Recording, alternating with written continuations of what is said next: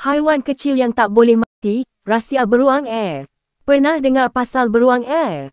Jangan terkejut, walaupun namanya comel, haiwan ni mungkin makhluk paling kuat di seluruh planet. Beruang air, atau nama saintifiknya tardigrade, saiznya cuma setebal sehelai rambut manusia. Tapi jangan pandang kecil, haiwan ni boleh hidup di tempat yang semua makhluk lain dah lama mati.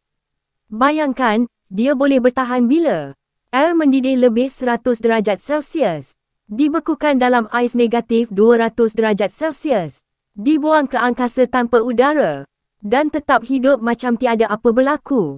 Macam mana dia buat semua tu?